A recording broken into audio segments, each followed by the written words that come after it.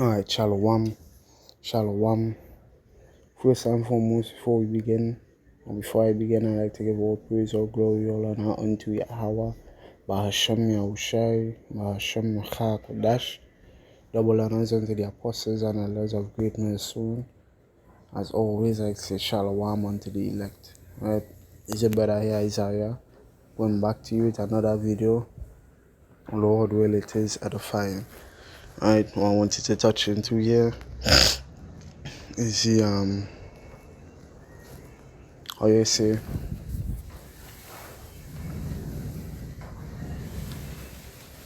the trying to get a word for it. Evolution of the law. And when I say evolution of the law, right, it's not like the law evolve or change, right? It's not like the law going to evolve or change, right? When you get Sirach 17, is it 10?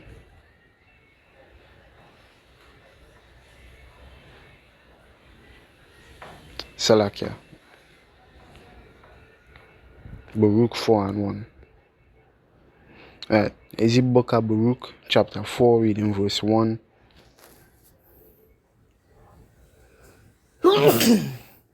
Salakia. This is the book of the commandments of power. It's important to note here, it's the book of the commandments of power. Commandments, it go back to the law as well, right? And it says that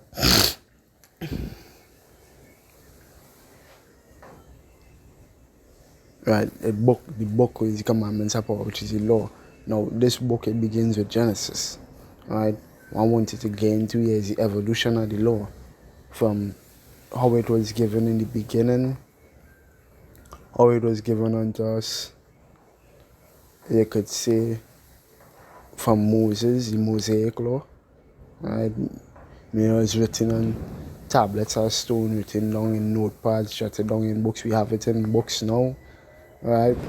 As we still, like it still say, we in the Mosaic period, aka the law. The way we know to go and search out the law and read the law and do the law is via books, right? You learn the law via books, aka the Bible, right? And then how it's going to be instituted within the kingdom, right? So the law in of itself, right? It began, right? Because the Mosaic law will be the second era, you could say, right? Or the second evolution, you could say, of how the law was given. The third one is going to be the second covenant, aka the same law, right? Because that is what we want to establish at the beginning here, right? What was taking place in the beginning before Moses came on the scene is the same thing, same laws, statutes, and commandments. Right? Some modifications came, aka we wasn't keeping the Passover in the beginning of the Bible, right? Because Passover is to commemorate us being Exodus out of Egypt, right? We weren't in Egypt, we didn't need no Exodus in that point in time. We need to go back into the land because we wasn't serving under nobody, we wasn't underneath any Egyptians. No scenario like that took place in the beginning. So there's no need for the Passover, right? Then when Yahushua came on the scene, the law of Levitical sacrifice, right? Right, that was done away with. So we had 613 laws. One was done away with, which is the law of sacrifice, right, for sins, because Yahushua become the atonement for sins, right? Yahushua, scripture talk about in Hebrews, is it Hebrews 6? The seed did once. No, Hebrews 6 is 10. Let's see.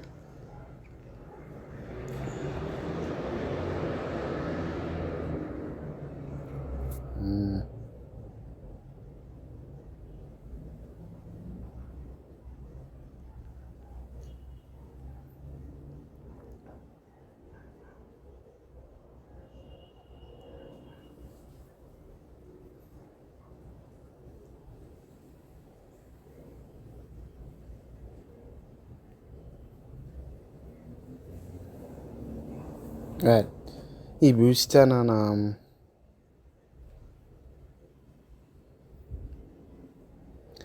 10 and 10. It says, by the which will we are sanctified through the offering of the body of Yahweh Shai Mashiach once and for all. Right? So when I read higher up in this, it says,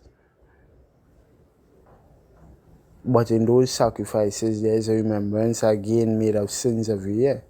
For it is not possible that the blood of bulls and of goats should take away sins, right? Because if it was possible to do so, you would have been able to do it once, and that is a day cease from sinning, right? The sins atoned for, your sins covered. But no, you had to do it yearly. So you have a high holy day called the Day of Atonement. That's a yearly thing, right? A thing you have to do each year, which is atone for your sins. Now we know you don't have to do it now because of the sacrifice that Yahweh Shai made. But you understand where I'm coming from, right? So when you read Baruch, the 4th chapter and the 1st verse, because we want to get into how the law was given verbally, right? Just something the Lord placed within man to do through the lineage of Adam, right? Adam through Seth, because Abel was slew, right? Adam through Seth because Abel was slew, right? The law would have been given verbally, right? And then it went from verbally to the Mosaic law written on tablets of stones and evolved into books.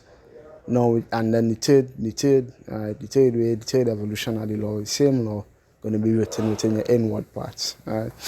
So this is Baruch 4:1. This is the book of the commandments of power and the law that endureth forever. So there's an instance here to prove that we had the law in the beginning.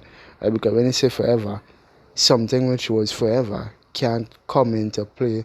We just get a 3-year timeline, right? Something that was forever, right? It would have been at the beginning of the 3-year timeline, right? So the first year, it would have been there. The second year, it would have been there. The third year, it would have been there, right? It can't come into play in the second year, right? And be there for the third year as well. And then they say it was forever because it wasn't there the first year, right? It can't be in the first year and the second year, then cease to exist for the third year. Right, so that is got the Christians and them, the Scots Christians and them saying the law done away with. The law was never done away with. No, it was never done away with. Right, the Apostle Paul didn't come on the scene. I wish I didn't come on the scene to do away with the law of the prophets. Right, right. So the law that endured forever. So it was always there. It was always in existence. Going to prove this. It says, "All they that keep it shall come to life." Another big clue there. But such as the rich shall die. Turn thee, O Jacob, because the law is to Jacob, Psalms 147, chapter 19th and 20th verse, and take hold of it, walk in the presence of the light thereof, that thou mayest be illuminated.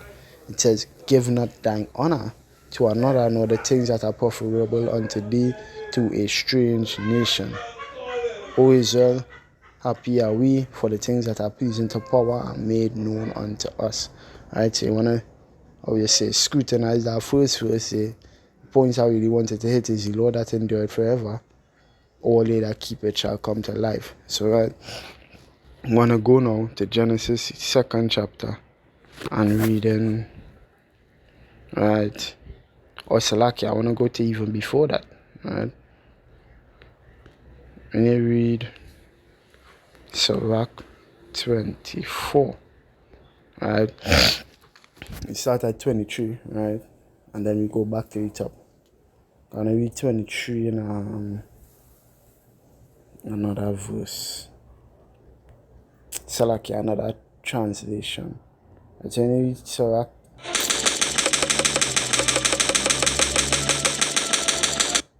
Right, Sirach 23. Sirach 24, and I believe it's 23. In another verse, it says, well, 25 give it away there because it says the law overflows with wisdom, like the Pison River, the Tigris at fruit picking time. So you could say, I just see Wisdom of Solomon, Wisdom of Solomon, Sirach, Proverbs, Psalms. When you read it, I have a book actually called the Jerusalem Bible, and they actually separate the genres of the Bible, right? Which all the Bible is wisdom books, but they separate it, right? They say that similar to how they would separate the first 4 books in the New Testament and say that's the gospel, or the gospel according to Yahweh Shai Mashiach, right? That is what they're saying. So the gospel is the first 4 books in the New Testament. Then they would put the prophets, right? And then they would divide them into the major prophets and minor prophets. Then you would have things like Kings, Chronicles, right? They would say the first 5 books is the Torah, Kings, Chronicles, Samuel, Ruth, Joshua, Judges. They would class that under history, but they would class Proverbs, I try to remember it, Proverbs, Psalms, Ecclesiastes, Sirach, Proverbs, let me just get it, it's in recent time. So they would class Job, Psalms, Proverbs, Ecclesiastes, Song of Solomon, Wisdom of Solomon, and Sirach underneath the wisdom books, or the genre would be wisdom. Literally, when it say that, right? So you can liken all them books onto the wisdom books. aka the wisdom books is give you statutes and principles how to live your life as a man. It will give you etiquette, right? When you read it here, it says the law overflows with wisdom, right? So you could say that those books are based on the law. The wisdom you find in them books is based on the law. aka you would find is it, may do a video on that, you know. Is it Sirach 42? Just to get an example and prove to you that these books based on what is written in the law. Even if you read the prologue to Sirach, you go see that. If you read the prologue to Sirach, you understand and you see that it's based on the law, right?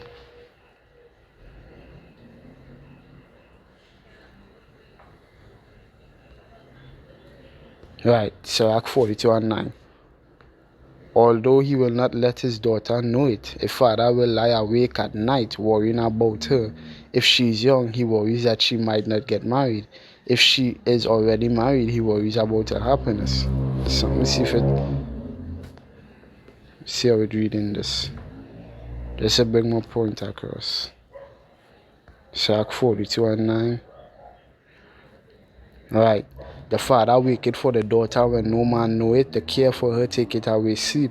She, when she's young, lest she pass away the flower of her age. Why does he not want her to pass the flower as she age? Why? Because she won't be able to get married.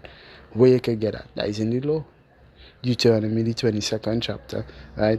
It even have a way to go about this. If a man would it even talks about marriage. It's a further drive home the point. He that break it, wedlock.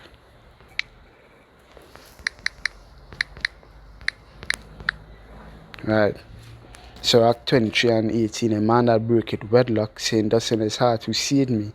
I am compassed about with darkness, the walls cover me, and nobody seeth me. What need I to fear?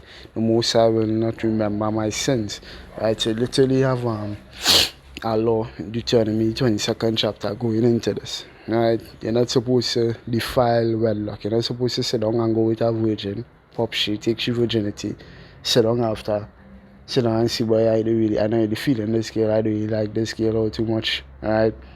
I'm gonna go and lie and say this about she, lie and say that about she, say she wasn't a virgin when I get she, so I get an excuse to leave she. Right?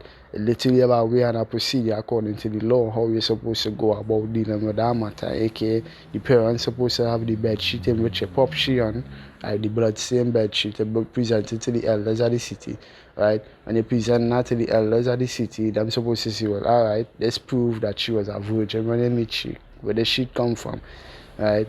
This prove that she was a virgin when you met her. Right, so when she was a virgin when she met you, when both of you all went into the wedding chamber. After that take place, you're not supposed to leave that girl at all for the rest of your life. Right? So this wisdom written in Sirach 23:18, you could say it based on that law. Right? You know, so a man not supposed to he's supposed to use the law and then apply this wisdom here to that law and say, yeah, what's going on? Or use the fact that this law is based on, or this wisdom here is based on the law which was written in Deuteronomy 22nd chapter and say, yeah, what's going on? I'm not supposed to, defile that bed, defile my wife, right? Lie and say, yeah, what's going on? This woman wasn't a virgin when I met her for whatever reason. Right? So you can see this piece of wisdom written here, this piece of written here. You could say it based on Deuteronomy 22nd chapter, right? So when you read Sirach 24,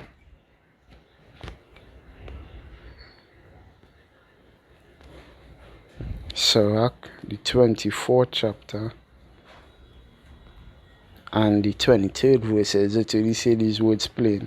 It says, "Wisdom is the law." The law which Moses literally, so these wisdom books, Psalms, Proverbs, Ecclesiastes, etc. All of these based on the law. You can even see in the ending up in, may do a video on this separate. You see the ending of Ecclesiastes, the 12th chapter, the 13th verse, the 14th verse. The ending, the surmise was what Solomon came up to. The final conclusion where Solomon came up to was what?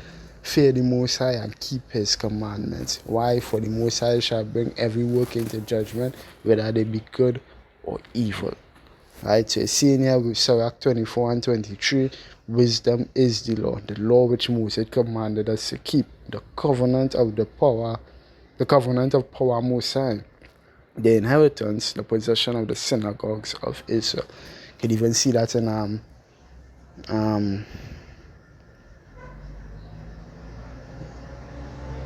is it Romans 3? What benefit had the Jew? Much every way, because unto them was committed. Right.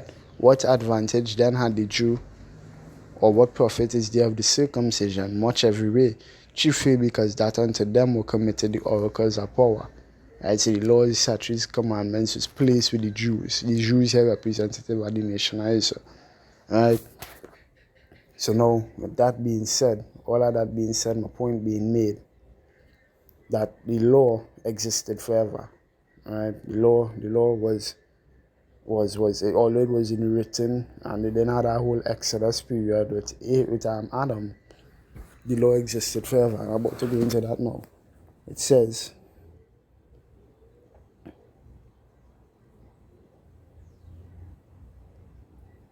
wisdom, Sirach 24 and 1. It says, "Wisdom shall praise herself and shall glory in the midst of her people. In the congregation of the Most High shall she open her mouth and triumph before His power. I came out of the mouth of the Most High and covered the earth as a cloud. I dwelt in high places, and my throne is in a cloudy pillar. I alone compassed the circuit of heaven and walked in the bottom of the deep. In the waves of in the waves of the sea, and in all the earth, in every people and nation, I got a possession." Which you had to read in another translation to get the full understanding of what is said there. You read it in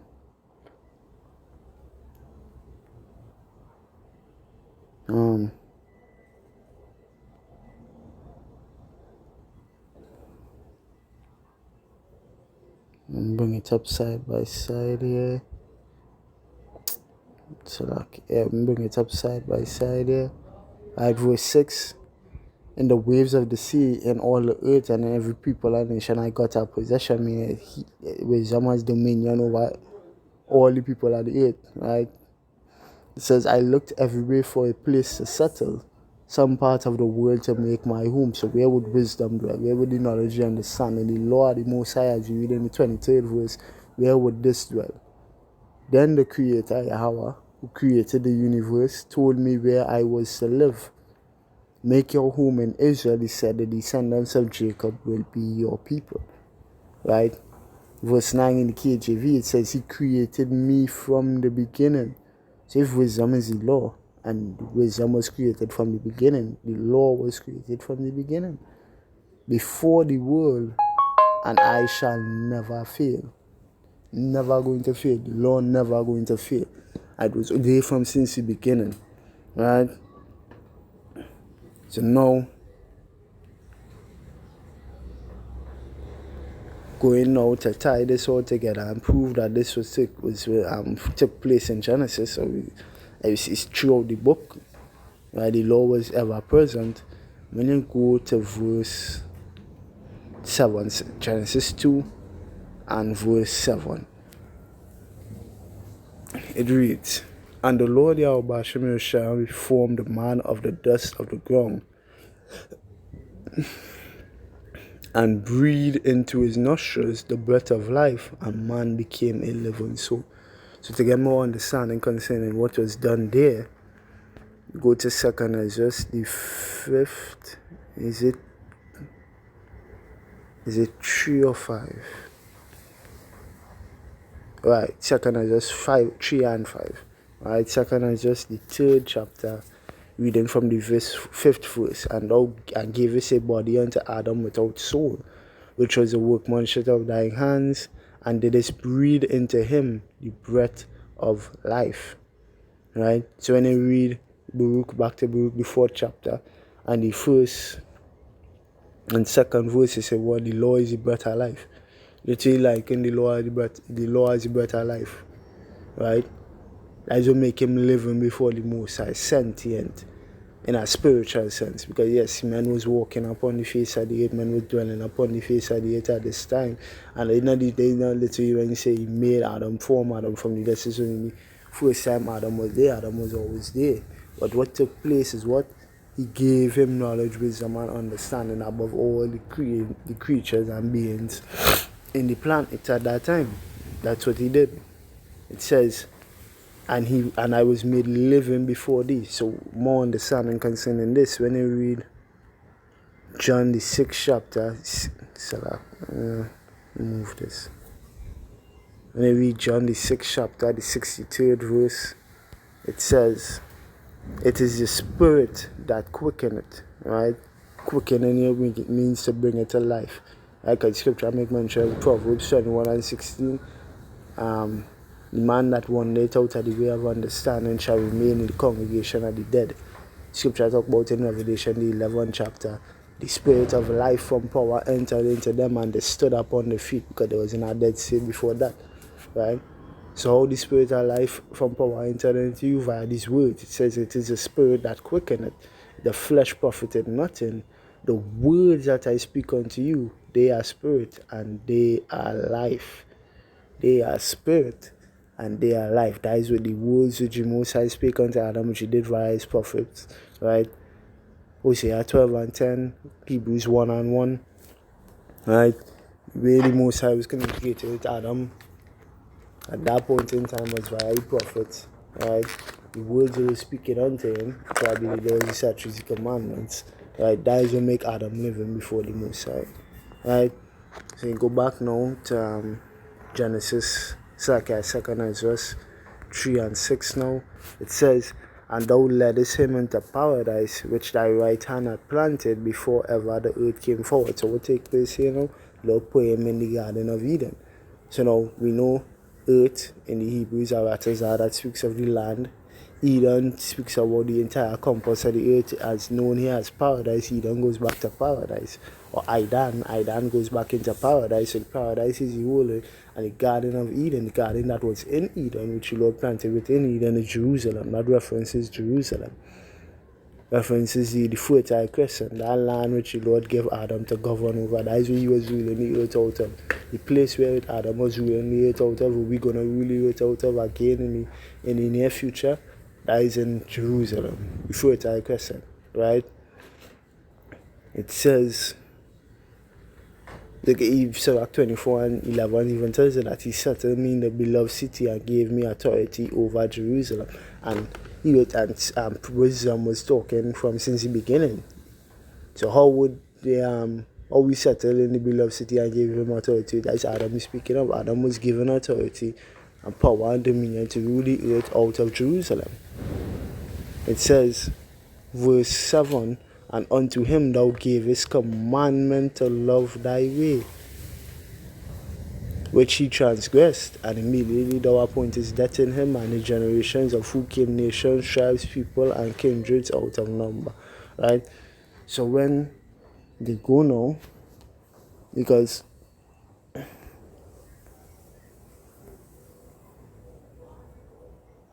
you go now back to and verse 8 just drives only for Christ, and the Lord Yahweh Shem Yahshua planted a garden eastward in Eden. The garden was not Eden. Our Christian will have you to believe the garden in of itself was not Eden. He planted a garden in Eden, which speaks of Jerusalem, fertile crescent, and there he put the man whom he had formed, made in his own likeness and image, via the law, statutes, commandments. Right? So when you go down now to verse 15, it says, and the Lord Yahweh Shem Yoshai took the man and put him into the Garden of Eden to dress it and to keep it. Right? So you want to go into that word dress. Let's go further, drive home the point. Is the blue, right? Blue letter Bible. Genesis 2:15. And they go into that word dress.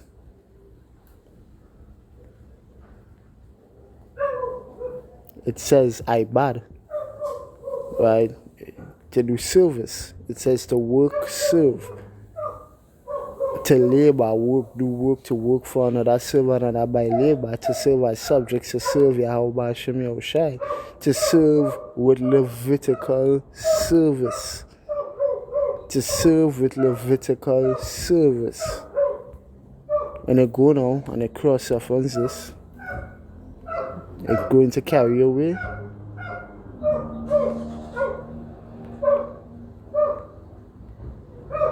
To Numbers, the 3rd chapter. Because the same word serve which was used there in Genesis 3:15 is the same word served used in Numbers 3:7, the service of the tabernacle. Right? So in Numbers 3, reading from 1, and it says, these also are the generations of Aaron and Moses. In the day that the Lord Yahweh Shai spake with Moses in Mount Sinai, and these are the names of the sons of Aaron, Nadab the firstborn, and Abihu, Eleazar and Ithamar. These are the names of the sons of Aaron, the priests which were anointed, whom he consecrated to minister in the priest's office. Minister, go back in to serve. Let me see what website say for the word minister.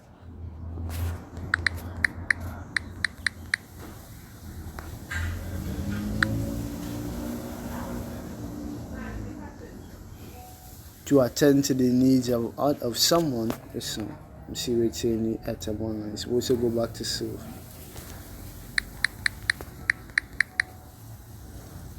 Right. Minister, renowned. It says man consecrated to service in the Christian church and ecclesiastic, also known as an agent acting for a superior, one who acts upon the authority of another, servant, valet, member of a household, staff, administration, musician, minstrel. Right? Get the understanding. Right? See if it have a verb. Right. The verb is from the early 14th century to perform religious rites, provide religious services. Right? That is what Adam was instructed to do. And I sure that word minister will go back to the same serve, the same root word. Well, I'll check it after. It says, Nadab and Abihu died before the Lord Yahweh Hashem Yoshai when they offered strange fire before the Lord Yahweh Hashem Yoshai in the wilderness of Sinai, and they had no children. And Eleazar and Ithamar ministered in the priest's office in the sight of Aaron their father. And the Lord spake unto Moses, saying, bring the tribe of Levi near, and present them before Aaron the priest, that they may minister unto him.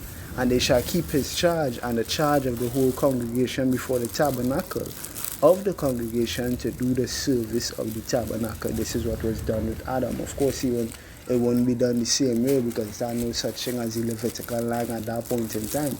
But the same service. Same service, same laws, and all of that they was doing. I'm going to prove it. Right?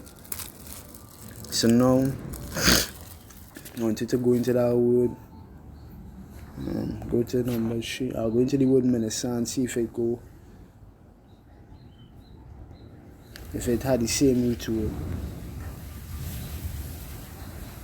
To minister, let me see. Kahan, act as a priest, men assign a priest office. To minister as a priest, serve as a priest. Right? Same service.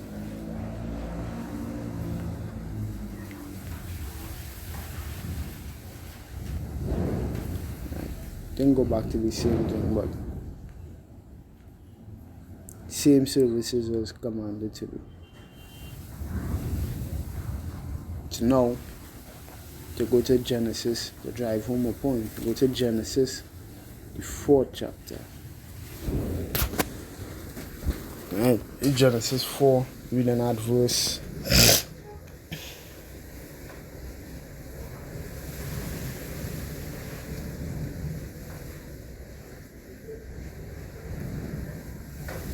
2.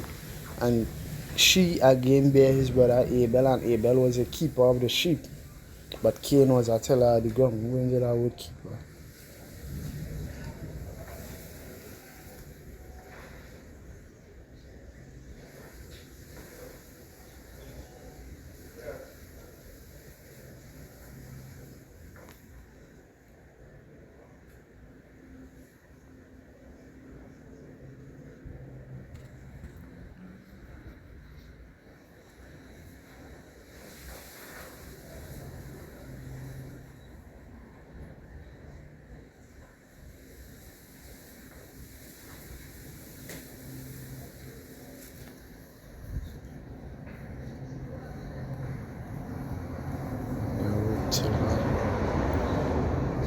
Watch, you see? And I go to the word teller, go back to the same ibad. Same ibad, same service. And that's what's supposed to take place. It's supposed to, right? You as the high priest, as you were seeing any numbers, 3 from 1. It was a lineage thing. It was passed from Aaron to his sons, so on and so forth. The lineage of Aaron was committed toward the service of the priesthood. Right? So you go now. And in the process of time it came to pass that Cain brought the fruit of the ground and offering unto the Lord. We would see that thing where they bring fruits of your offering unto the Lord. That is the Levitical. That is the Levitical service, Levitical ministry. Right? And Abel, he also brought the firstling of his flock and the fat thereof. Where you would see that, like all short Numbers, Leviticus, Exodus, Deuteronomy. And the Lord Yahweh Shem Yeshai had respect unto Abel and to his offering, but unto Cain and his offering he had not respect, and Cain was very wroth and his countenance fell. So what take place there? Abel brought a worthy offering for whatever the sacrifice was needed for. Abel brought an offering that was required, and Cain did not.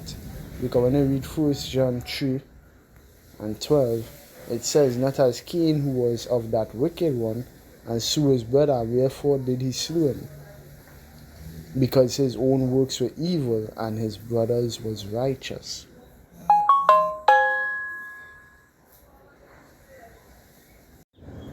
His own was righteous. Hebrews 11. Let's give you greater understanding in this, right? When you read Hebrews 11:4, it says, by faith Abel offered unto power a more excellent sacrifice than Cain, by which he obtained witness that he was righteous, power testifying of his gifts, and by it he being dead yet speaketh. It was by faith that Abel brought a more acceptable offering to power than Cain did. Abel's offering gave evidence that he was a righteous man, and power showed his approval of his gift. Although Abel is long dead, he still speaks to us by his example of faith. Right?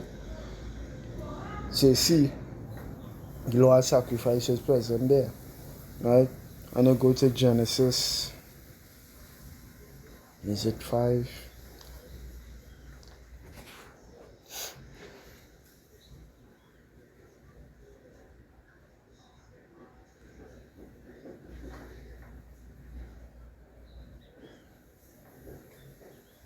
At 5.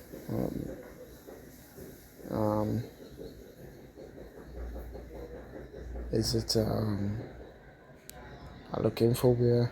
Okay.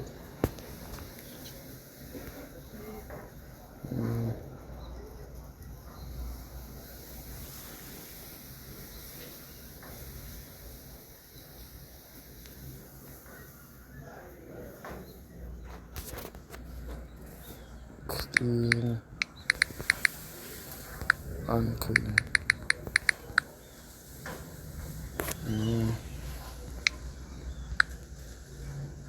Right, Genesis 7. Genesis is 7 chapter, and reading verse 1.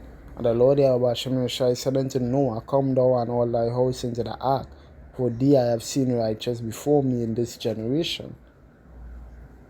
Of every clean beast thou shalt take to thee by sevens, the male and his female, and of the beasts that are not clean by two, the male and his female.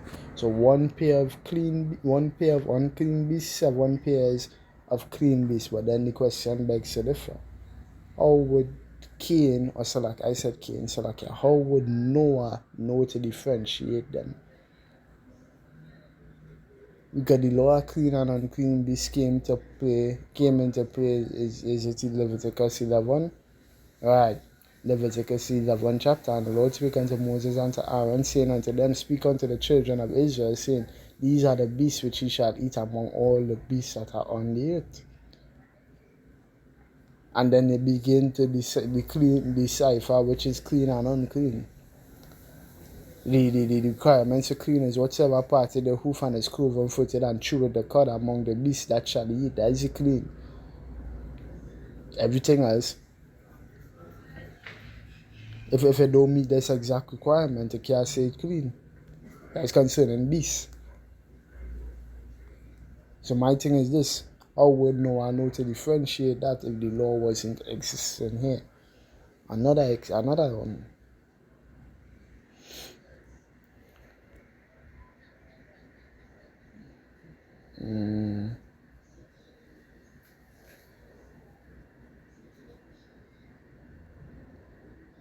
I think it had one here.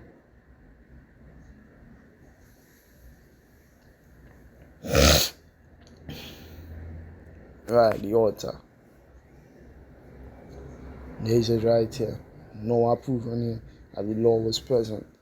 It says, and Noah builded an altar, so like Genesis 8 and 20. And Noah builded an altar unto the Lord Yahweh Shemeshai, and took up every clean beast and of every clean fowl and offered burnt offerings on the altar.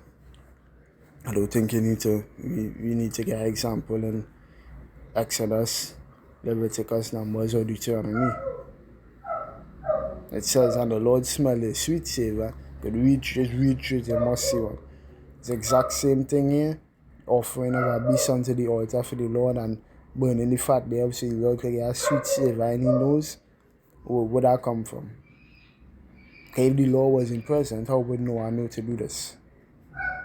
Alright, it says, and the Lord smelled a sweet savor, and the Lord said in his heart, I will not again curse the ground anymore for man's sake. So he atoned, right?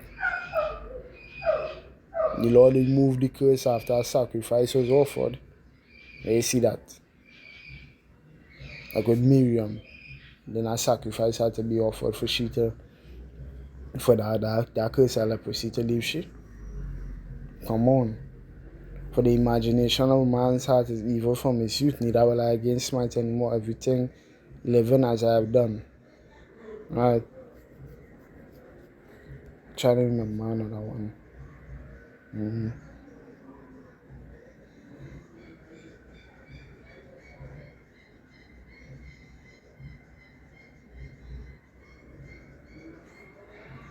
Genesis 9 and 4. It says,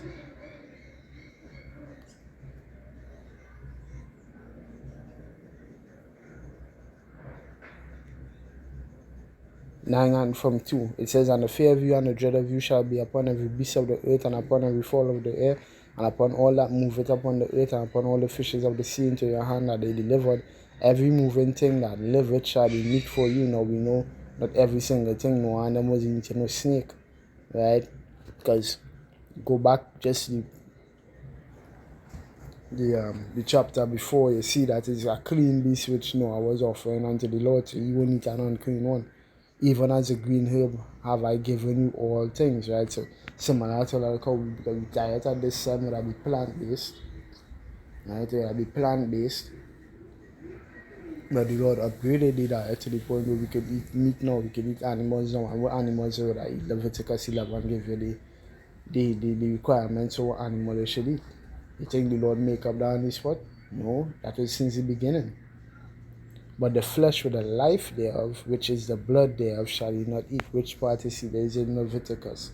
Same Leviticus 11. Shall not eat the blood. Okay.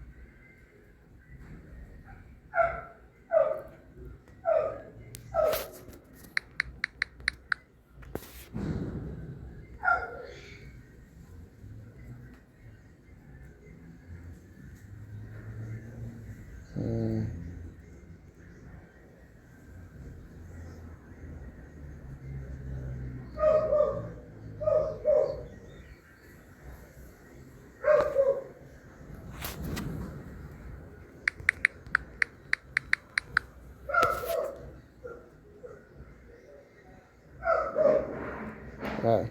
Leviticus 3 and 9.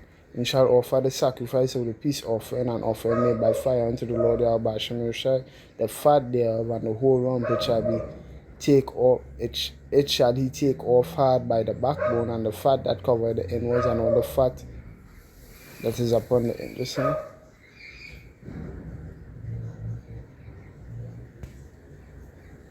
Listen.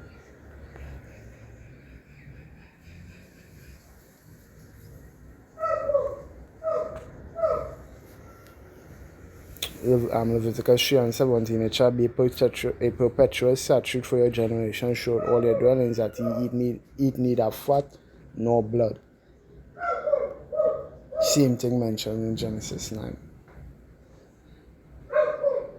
So you could see here, right, all through the scripture, you could read through Genesis, Abraham offering sacrifices unto the Lord, right, Jacob making an altar unto the Lord, all of these things where you could find in the Levitical law, right, the Levitical priesthood, all of these things, could find it being done in Genesis before the Levitical law, the Mosaic law was established, right? So the ideology that the law was in present before, or that it discontinued when Yahushua came, and with the ministry of Apostle Paul and all of that is bullshit. The law was, from since the beginning, and Sirach, the 24th chapter, it was everlasting thing. Everlasting. Right? It never came into the earth in some period. As I draw the analogy, that we say it's 3 years here. Now we know in a 3 years you draw the analogy. 3 years, if the law was in present in the first year and came into the earth in the second year and the third year, right? You can't say it was there forever. If it was there for the first year and the second year, and then cease to exist from the third year, you can't say it in place forever. And you say it was there for just the second year, the first year, like there's the scenario Christians would drop for you. Right, the first year would be likened unto Genesis, right? They then had the law present in Genesis. The second year would be likened unto when Moses gave it, right? And the third year would be likened unto Yahushua's ministry. From Yahushua, the gospel go forward. Right? So them would have you to believe that the law wasn't present in Genesis. It just came for the Mosaic law and the Old Testament. And then when Yahushua come, he abolished it. Right? It couldn't be further from the truth. Right? It could not be further from the truth. The Apostle Paul would condemn that heavily in Romans 6, 7, or 8. He say, for the law is good. Get that. The law good. Where is he need to abolish it, or not instituted from the beginning. For the law good. Right. Wherefore, Romans 7 and 12, it says, Wherefore the law is holy and the commandment holy and just and good. What is then that which is good make that sense? Right, so you say wherefore the law is holy, the commandment holy and just and good. Right, so all through Genesis, the first chapter, they say it was good, it was good, it was good, it was good, it was good. First year, everything done in the first year, the first 1,000 years good, second 1,000 years all the way up to the 7,000 year, it was good. So what the law was in present, they just make up that as it was going along now. Right? So Lord willing, this video was edifying and that you all were edified in close like Sekal Hilaliyamla, Yahweh, Ba'ashem Yahushai, Ba'ashem Rcha Kodash, double honors unto the apostles and elders of great men soon. As always, I say shalom unto the elect. This was a brother Isaiah saying shalom.